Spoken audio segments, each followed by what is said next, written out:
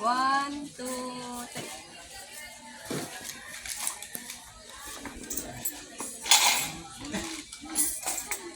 Habang naglalakid si Thea, ay may katawag ito at may kinukuha sa kanyang bag. At hindi na mamalaya na hulog ang kanyang wallet.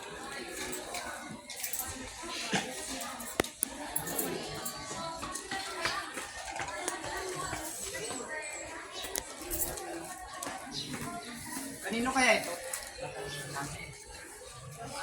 May mga tao pa pala nagdadala ng ganito kalaking pera. Ano tol? Ano yan? Siya pala ang may-ari nito. Mukhang napakayaman naman. Siguro kung kukunin natin to, di na naman makahalata. Oo tol, atin na lang tayo. Pero,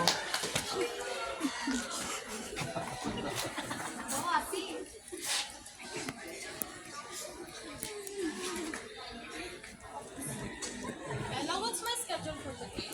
Wow! And 11:20 naman po, may meeting po kayo sa representative ng Pagaytan. And nakita mo ba yung wallet ko dito sa labas, ah? Ang alam ko, nilagay ko lang dito sa bangko.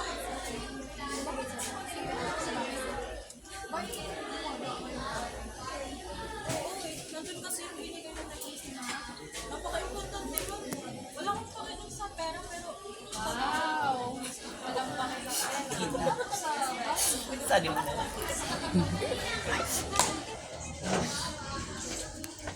Ito na naman.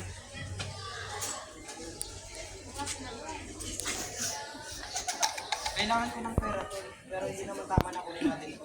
Eh, kailangan mo pa ng pera. Ba't nilang kunin yan? Paano kung may malang gamit dito ang may-ari? Ay, nako tol. Kaya naman bilhin niya yung mahalagang laman yan eh. Bakit yung lang kunin? Hindi, babalik ko. Nasaya ako at ako tanggal. Asan na kayo?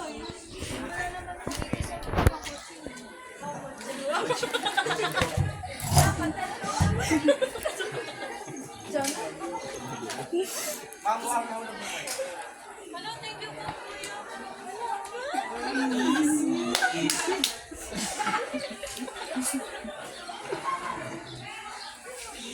Kuya, wait lang po. May gusto lang po ako itanong sa inyo. Pasok po muna kayo. Ano po, please? Masama mo pa, Lobe. Pera-pera lang tol.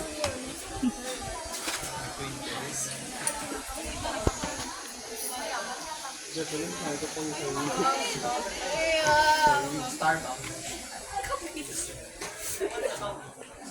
Kailangan ko po ng pera. Inamin ko po nagdadala ko sa buwan. Ginawa ko pa rin po kung ano. In exchange po sa Talaga po. Maraming salamat po.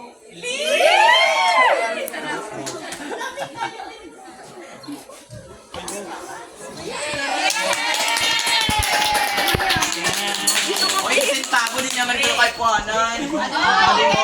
Kape, sayang. Oy, dapat Starbucksan.